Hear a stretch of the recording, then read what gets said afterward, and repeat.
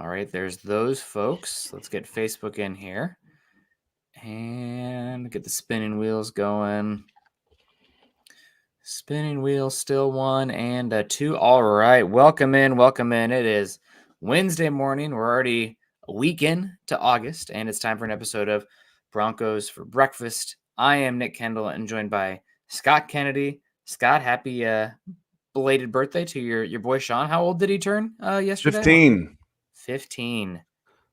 Yep, 15. And he's exhausted because he's in the middle of football practice, and he got home at 8:30 last night, and I took him there and dropped him off at 5:45 this morning. God bless, man. I mean, he doesn't know how hard it is to, wake up every morning at 5 for podcasts. But, he's learning a little bit out there. No, hopefully you can do something fun for him this weekend, obviously. But well, then my daughter's birthdays, they're a week apart, so hers is Tuesday.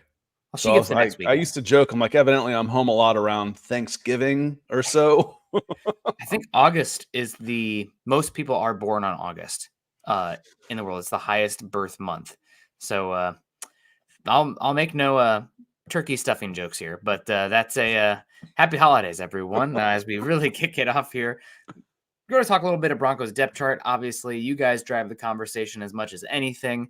If you got super chats, comments, we always appreciate that. And with real football coming, I know that we're going to have a lot to talk about and really dig into here. So excited. It's August. Football it's here. We've already had the preseason game, even though it was cut short, right, by a weather event. But a lot of storylines, a lot of fun. And we get our first official depth chart as well that we're going to get into today. Unofficial. Okay. First, anything. It's unofficial. What does that even mean, Scott? I'm sorry to get into it, but it's obviously. It means the league mandates you do it. We did it. Yeah. So if it comes from the team team in spots, there's a little bit more to it than that. I think it means more for the veterans. Mm-hmm. But we can get into the rookies, and Monica comes in. Good morning, Monica. She says, hey, Scott, Nick and Scott, it's a preseason depth chart, and I think Sean is making the rookies climb to earn their spots. What are your thoughts? We'll just, you just ask. So we'll get into this, Monica, right here. Just roll your question right into it. Just about every NFL team puts their rookies last to start because they don't want to put out a depth chart. Sean Payton was the most honest about it. He's like, well, why did you do that? He says, so I only have to spend 5 minutes with Patrick Smythe, the communications coordinator, instead of 45 minutes. That's why. So watch what they do. But yeah, they always have to earn their spots. For the most part, you get some anointing in preseason. Caleb Williams is going to be our starting quarterback with a number 1 overall. When you just traded away your starter for a single position like quarterback, that happens. But they're going to have to earn it. But where are they taking their reps in practices? That's what really matters. Where do you see them? Are they running with the twos? Because they'll keep 1s and 2s a lot of times on one field and 3s and 4s on the other. So where are they practicing? Who are they practicing with? That's what matters more than what we see on paper right now. Yeah, absolutely. And we're going to have a chance to judge it with our own eyes, fortunately, as well with preseason. So excited to see what happens. But yesterday, Denver's releases their first unofficial depth chart. I mean, if it comes from the team, I would call it official with the caveat that obviously it's going to change. But whatever. It's kind of like, what is the thing we always get upset about, Scott? Some of the language that they have to use for designating these guys. I don't know. It's all jargon, but yeah. It's from the team. We see all the rookies listed third active string versus inactive PUP, and I looked at. I have to look it up every time to see. Okay, right. If you do this, you're allowed to do this, but if you do that, you're not allowed to do this. And the reason why they're so crazy about those things is because someone at somewhere has exploited some loophole that they've had to close. Mm-hmm. Yeah, everybody's looking for an edge, right, Scott? And that's it's one kind of way that a lot of people are doing it. But the first unofficial official depth chart, rookies listed third string, fourth string. This is apparently a classic Sean Payton thing that a lot of coaches do, but it's kind of the Bill Parcells old school stuff. Rookies have to earn it. It's unofficial. Sean even said when he was in his press conference that if he was ready to put a depth chart, he says, no, I'm not ready for a depth chart, but I have to get out a depth chart. It's easy to push the underlying players to the back of the line and then make sure it's kind of where we sit right now. That's really it. No, it's a good question. I'm not trying to send messages at all. So they kind of listings, and you mentioned the veterans. There is some interesting stuff here or there that we can get into. But as far as Bo Nix being listed third, doesn't mean one bit. And Scott, you gave a good example last season as well with the Falcons, where Bijan Robinson listed. Yeah, Bijan Robinson was listed fourth last year. I mean, that's how much it means to the rookies are last. You know, with exceptions. You know, well, what about? I'm not playing what about. Rookies are last. Bijan Robinson was listed fourth on the depth chart, on the first depth chart the Atlanta Falcons released last year. And everybody and their brother knew that he was going to get the most touches this season. So, want to go back. I want to reach back to Monday. We were talking about, you know, starting quarterbacks. And then, Troy, we see you right there. I'm going to roll into your question, too. So, appreciate you and being patient. Talked about if Bo Nix doesn't start week 1, I'll be disappointed. Week 2, I'll start, you know, we'll start asking some serious questions if he's not starting by week 2. That said, I fully expect and expected Jarrett Stidham to start on Sunday, first preseason game. Yeah, I do as well. Just kind of, again, ceremonial. He's been here the longest. He is the incumbent, right? So he should get the first chance there. The one thing that makes my tail bushy a little bit about that in a negative way, you know, like a hair stand up, is that I don't trust the second and third string offensive line and putting Bo Nix back there. I think we're going to see overreactions probably, and it might look a little bit discombobulated because of just where the Broncos, their lack of picks, money, et cetera, et cetera. I mean, you go through the depth chart and you look at the second string offensive line, and it's, you know, but I know these guys, but like leaving me scratching my head, you know, Matt Parrott, Calvin Throckmorton, Alex Forsyth. Recognize 3 of the 5 names between Matt Parrott, Calvin Throckmorton. First time I heard about him was, I think, was it Ray asked yesterday or Phil? Phil asked yesterday. And I was like, wait, who? Alex Forsyth, we know, listed second. Will Sherman, the Shermanator, because we've called him the Shermanator a few times. And then Alex Pelcheski. But how many starts are there between those guys? How many live action game snaps are there between those guys? I mean, not a lot. I think Parrott started some with the Giants and was not good. But other than that, I mean, it's a Broncos second string offensive line. Hopefully you never need to see it. But it's one of those ones. What was the game? Was it last season or 2 years ago where the horrific Arizona Cardinals just absolutely teed off on, I think it was Jarrett Stidham out there starting. And it's like, well, this says more about the offense. I don't even know what he's supposed to do, right? He's hitting the back of his drop and immediately somebody's in his face. So that's my one concern here about starting Stidham, is protecting Bo Nix to a certain extent, because I don't trust the Broncos second string offensive line. And also we talked about this earlier this morning, Scott, but the difference between talent levels of the first string offensive line and first string defensive line, like that's typically pretty evenly matched. But then you get to the second string offensive line and the second string defense, and like the second string defense, those guys get snaps. Those guys are playing. I mean, they get paid. They're valuable. Second string offensive line, you know, cover your eyes. So there's a huge talent discrepancy. Depth is typically about injury in the NFL, except defensive line. Those guys play.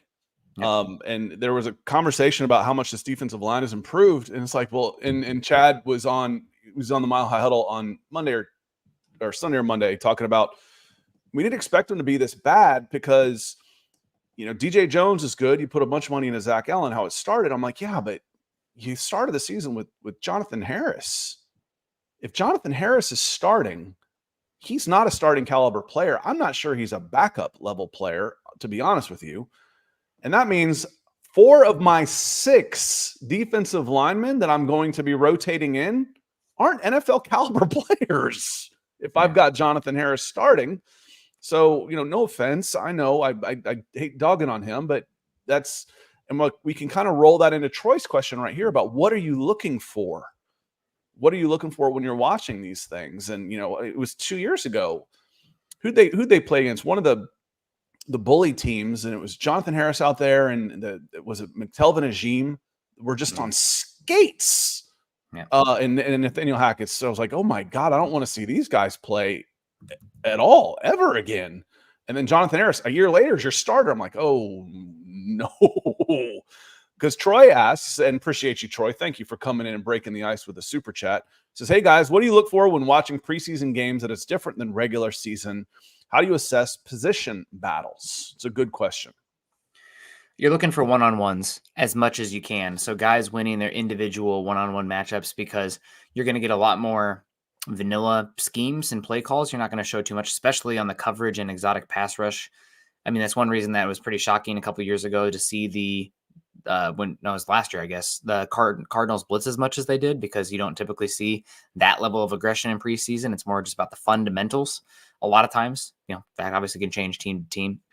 But we're looking for the individual battles. Are guys winning their matchups? Are guys getting open versus the overall output of the offense and defense in general? As far as what do you assess? I want to read the other way. I know. How do you assess? Your ass is in there. Well, you put your butt in the seat. I'm not going to do anything with my ass in position battles. That sounds like a losing battle. But I am looking for just the snap distribution here. Who's getting the first crack? Are they trying to highlight anybody? We're really talking asses here, making one of ourselves. We're off the rails. Yep. But just seeing like where the snap distribution goes. I'm looking at snaps and where guys are utilized more so than I am the actual depth chart that's been released so far. Yeah, and a lot of times in preseason these days, you learn more by who's not playing than who actually is playing. It's like, because they don't play the starters a ton anymore, if at all. So you're battling at the back end of the roster and like who's actually going to make the team. And Troy, I've said this before. It feels to me like, as I learn more and more about, the NFL and how it works, covering this again for years and years, most of these decisions are made. They're already made. They're already made based on contractual obligations, resources allocated to them via draft picks, et cetera, that there's just not that many position battles for roster spots on the field. There might be 5 that aren't already decided coming into camp. These teams are already built, and you're signing these other 35 guys as depth and in workouts, because you do have 4 sets of teams out there. You go 90 guys, so you've got 4 full teams, 11v11 going out there. So what am I looking for? I'm looking for snap distribution. I'm looking for competency. And then again, as Nick said, the best thing to do is look at the one-on-ones, because stats don't matter. Oh man, they're meaningless anyway, but it's like, he led the team in tackles in the preseason. He was cut. He led the team in rushing in the preseason. He was cut. They just don't matter. Yeah, especially because it's so fluky. It's weird. It's not the sample size is tiny. I wouldn't read too much into your leading passer in preseason or anything like that, or the number one. I don't know, Scott. It will be interesting because last year we did see the Broncos, from what I recall, play a good bit of the offensive line and starters like early on versus the Nathaniel Hackett where like nobody played. I think Payton does have a little bit more of the old school mentality of getting guys out there, especially that there's only 3 preseason games. But we'll see how that changes without a doubt. But I did want to thank Troy for the generous $20 super chat kicking us off here.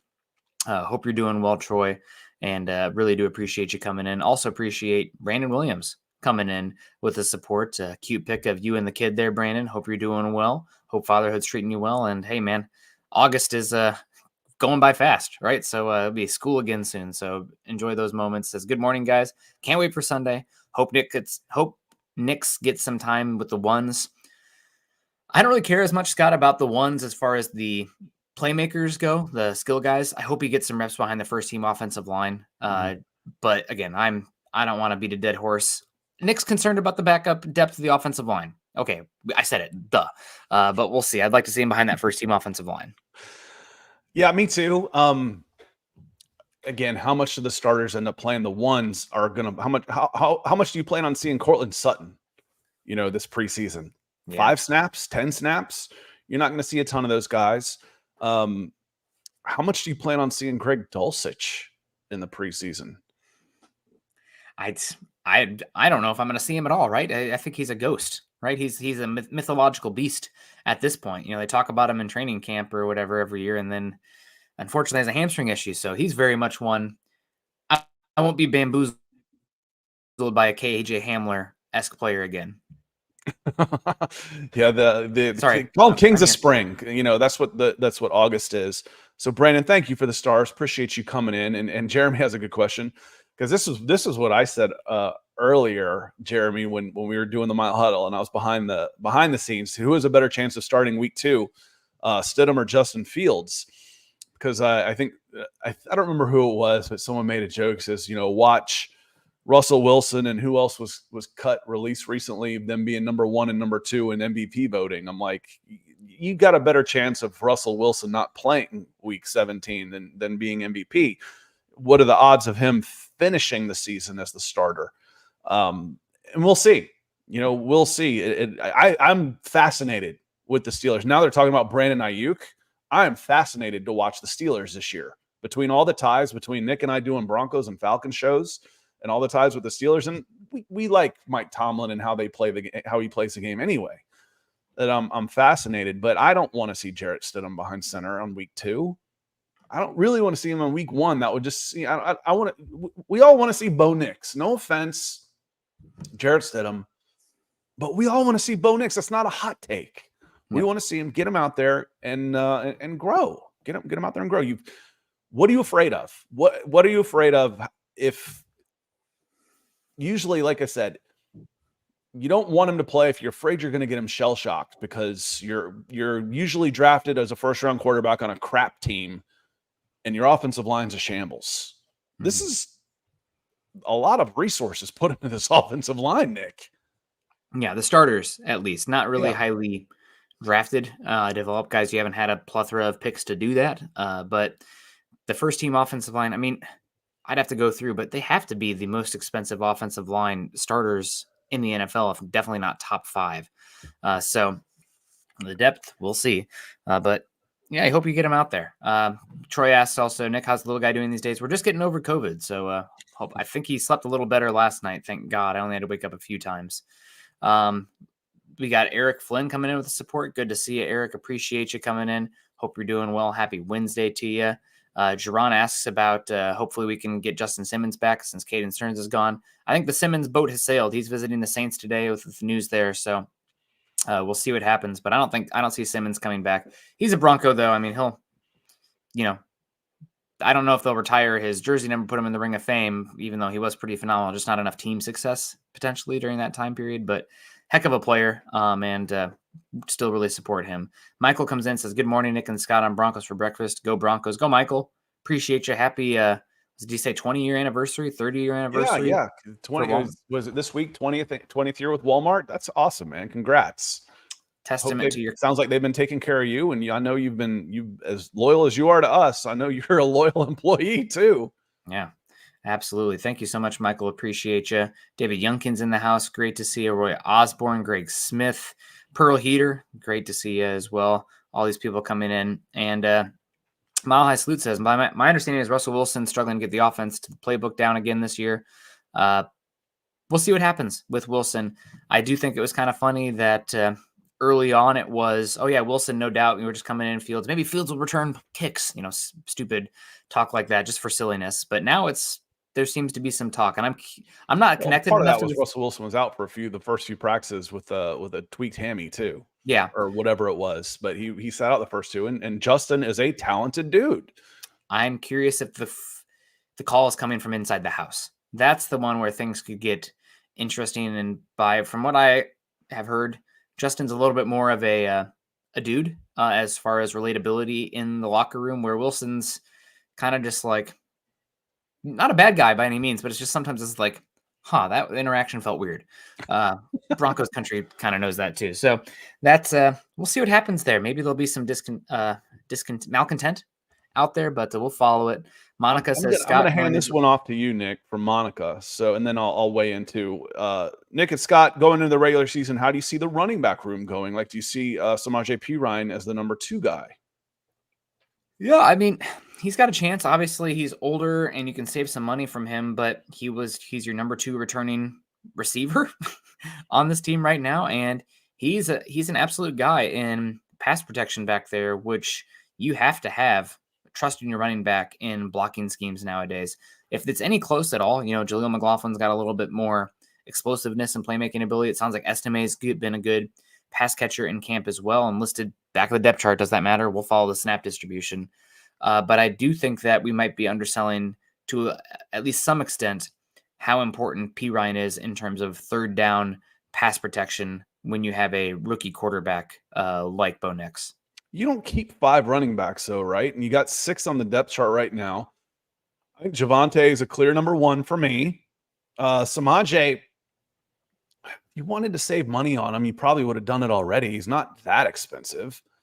Does he make the team on his own right? I mean, he's probably the best all-around running back when you think of the passing game as well.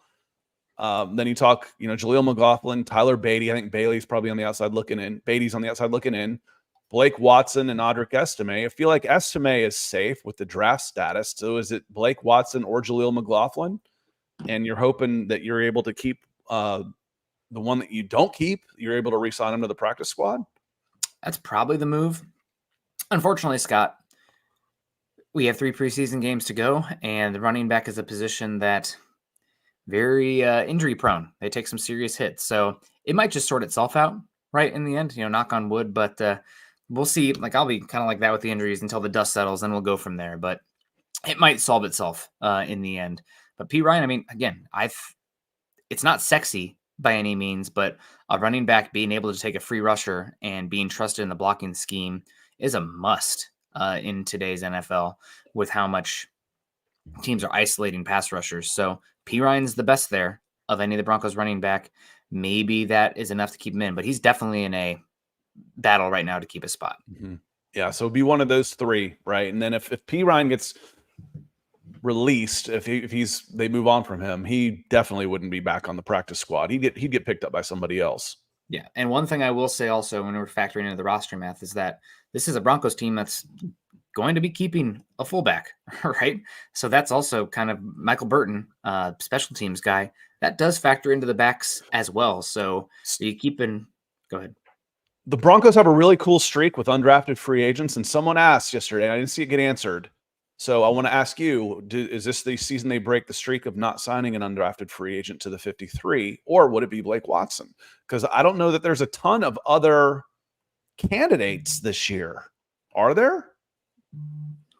Undrafted free agent rookies? I would think it's Blake and who, if it's not Blake? Because that's a really good question. The spot on the roster that stands out to me is linebacker, right? Just for like special teams purposes.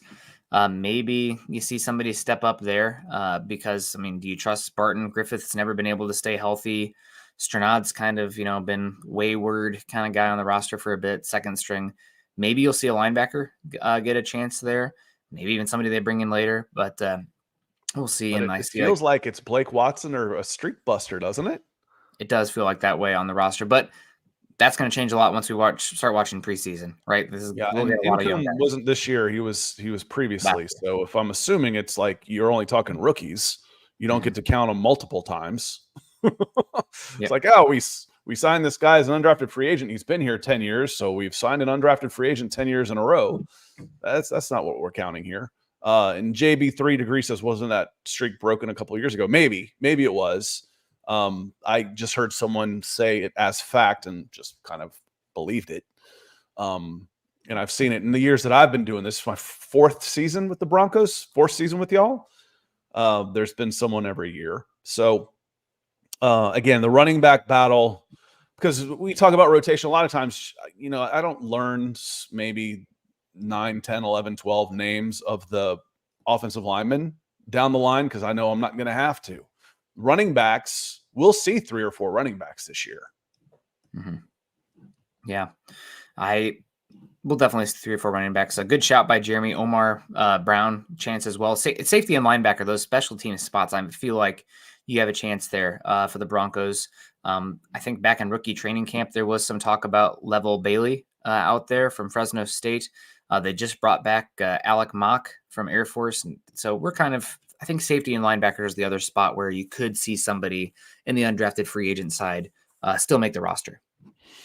Be interesting, one to watch. But yeah, the running back room is interesting. And then for the game on Sunday, I have to watch last. You know what's fun is playing first, winning, and then watching everybody else play and lose. It's so awesome. Playing Thursday night and getting a win and just chilling for the rest of the weekend is awesome. Playing last kind of sucks. Yep. I don't want to play last, but I am looking forward to Sunday. And I'm looking forward to, again, you've got, I don't want to say a quarterback battle, but you've got quarterback intrigue at least, that you've got 3 guys, and then you've got depth at wide receiver of several guys trying to win a job, that it will make the passing game interesting throughout the course of the preseason game, rather than just, okay, these are the guys who are getting cut in 2 weeks that are playing the second half. Yeah, and I also, you mentioned earlier, the stats don't really matter. In a 1-game sample size, playing third string defensive backs, you might see something like, I don't know, David Sills or Michael Bandy go off, for 4 catches and 70 yards. It's like, oh, that guy has to make the roster, even though he's not been doing anything in camp. Or Albert Okwuegbunam. Yeah, that thing as well. So I wouldn't get too high or too low in the preseason. Again, we're looking for the individual matchups out there versus the statistical output for a low volume. But we'll see. So things that are interesting to me on the depth chart, Scott, seeing Tim Patrick listed as a starting wide receiver. Obviously, the talk all offseason has been about Mims needing to step up, but we got Patrick, who hasn't played football in 2 years, over Mims, and also Patrick over Reynolds as well. So shout out to Tim Patrick. Always been a big fan of him. He's another one where it hasn't been like the nagging, like hamstring stuff. It's been just really unfortunate injuries. I don't know if I love seeing him as the wide receiver too, but like any of those guys listed, I guess I'd be happy if like Mims had like really stepped up and like, oh, he's killing it. He's definitely gonna be the wide receiver too, but happy for Patrick, no doubt. And hoping that he can get healthy and return to the form he had during the Teddy Bridgewater season. Cause he was pretty good. If he's 100%, he's a really, really good number 2 wide receiver, which then makes Josh Reynolds a really good number 3. And then Mims is gravy. We talk about, again, all of these questions. Well, you have multiple answers at wide receiver, so you don't necessarily need a yes for every single question at wide receiver, meaning does someone step up as the number 2 safety position? Is Brandon Jones going to be able to fill Justin Simmons' shoes? Can Ben Powers step up? Is Mike McGlinchey step up? All these questions you have, you're not going to need a yes on all of them, but at wide receiver, you don't need a yes on all of them. You can get a yes on some of them and have plenty of guys. Does Marvin Mims step up? Well, if that's a no, well, maybe the answer is yes on Tim Patrick. And if Tim Patrick's a number 2, then you don't need anything you get from Marvin Mims ends up just being gravy. So again, multiple options are a good thing. And we know that Tim Patrick is good. We don't necessarily know.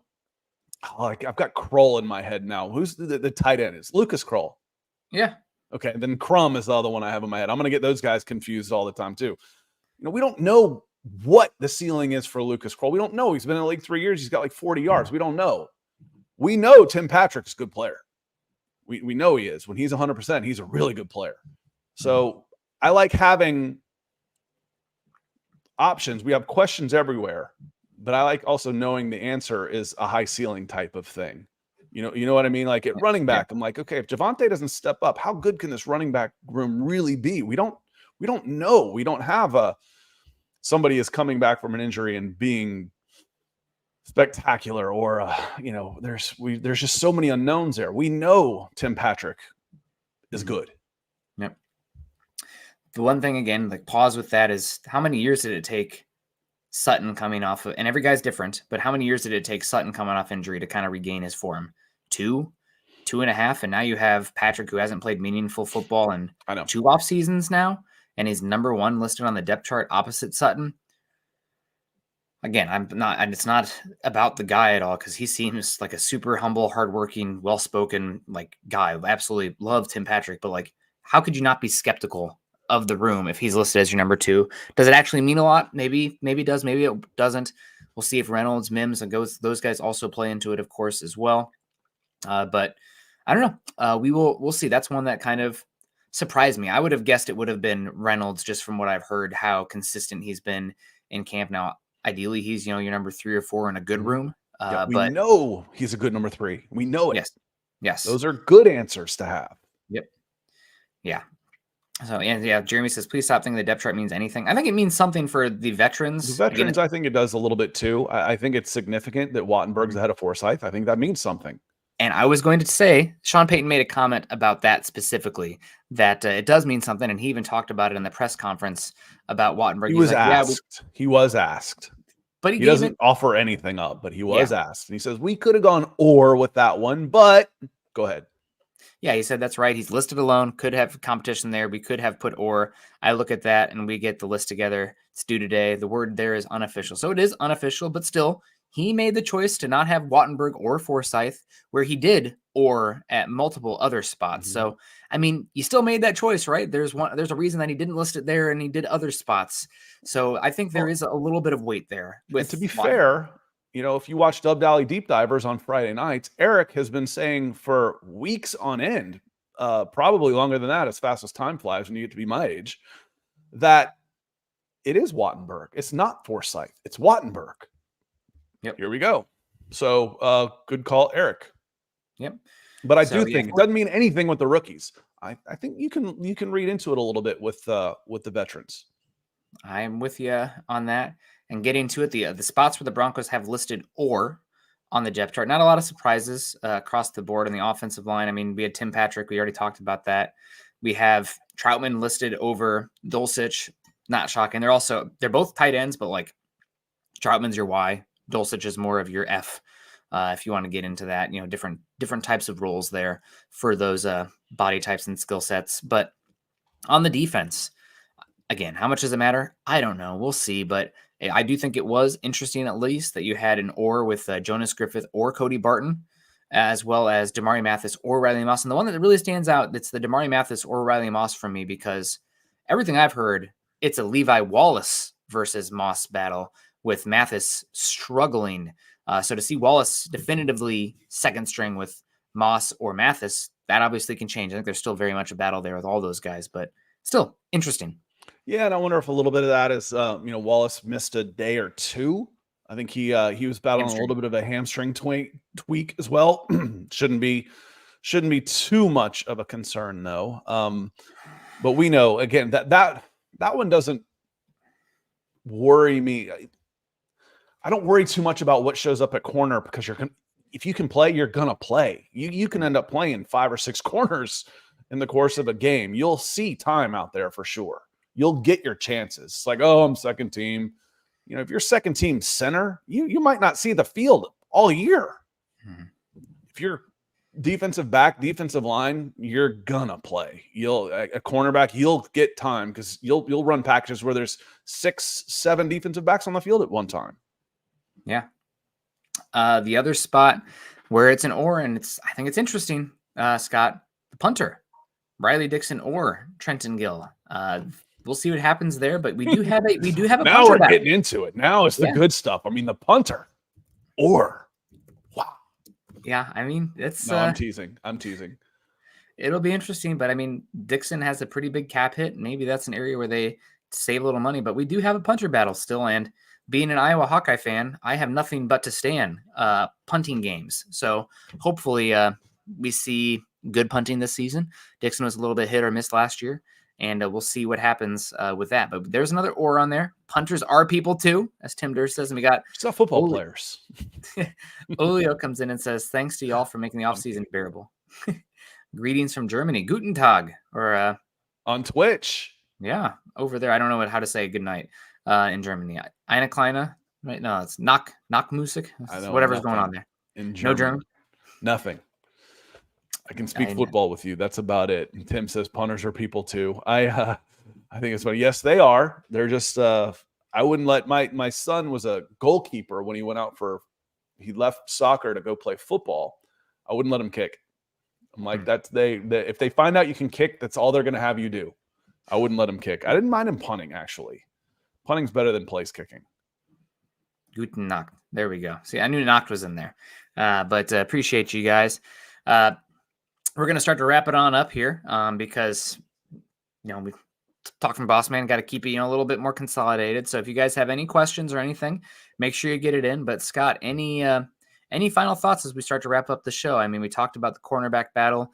Just looking at the depth chart, I mean, I think it's not super exciting for the defensive side of the ball. I do think that the defensive line is definitely better when you toss in a John Franklin Myers into the unit. Hopefully DJ Jones can rebound. I don't know about the depth there just yet, but we're going to have a chance to see, because you talk about evaluating the one-on-ones, offensive and defensive line. You're going to get a chance in preseason to see who can hang and who can't. Well, and my final thoughts is the next time we talk, we get to overreact to what we saw on Sunday. It's the season for overreaction.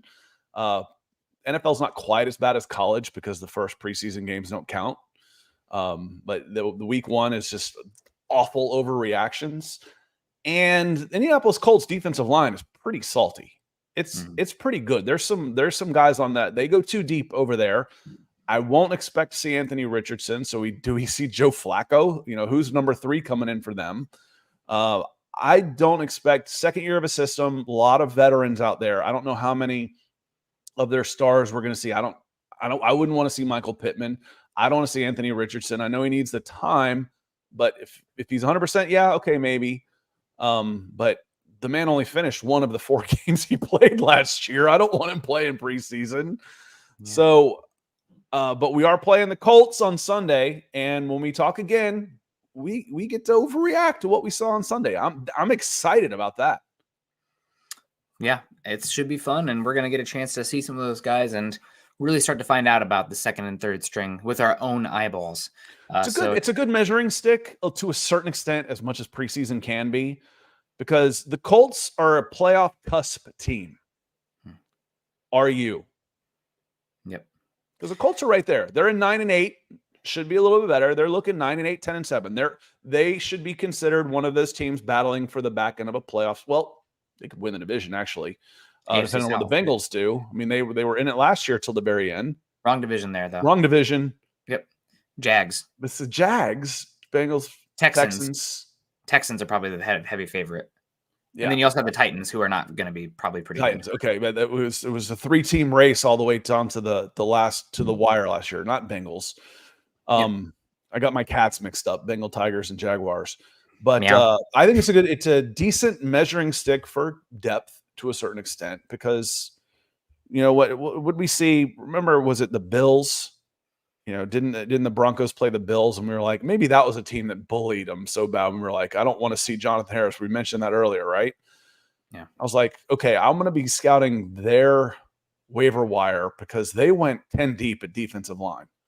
So it'll be a decent measuring stick when you're going for depth, at least when 2s are on 2s.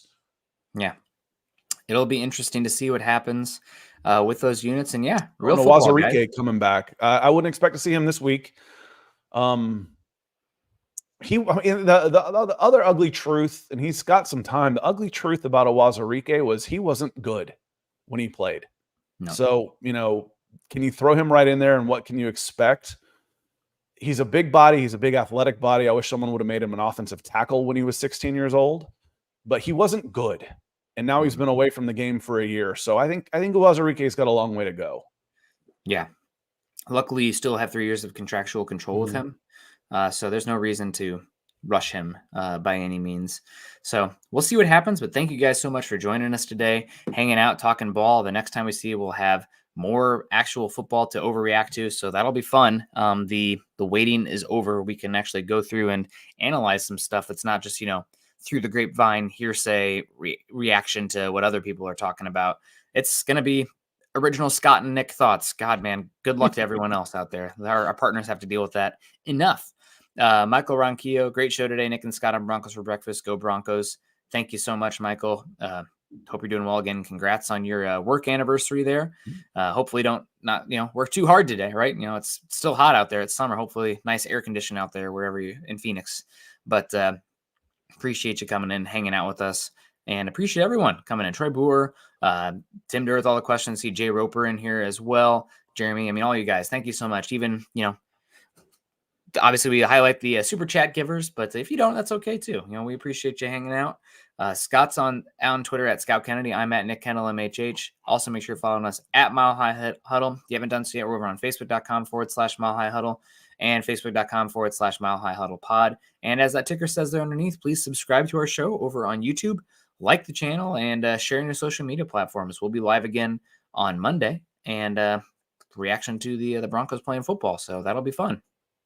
That's all I got. I'm ready for some football. I feel like it should be Thursday already. I'm like, we got games tonight. No, tomorrow though. Tomorrow, and I think there's more than one to choose from. So you at least go back and forth because one game you get all excited for it, and you're like, commercial,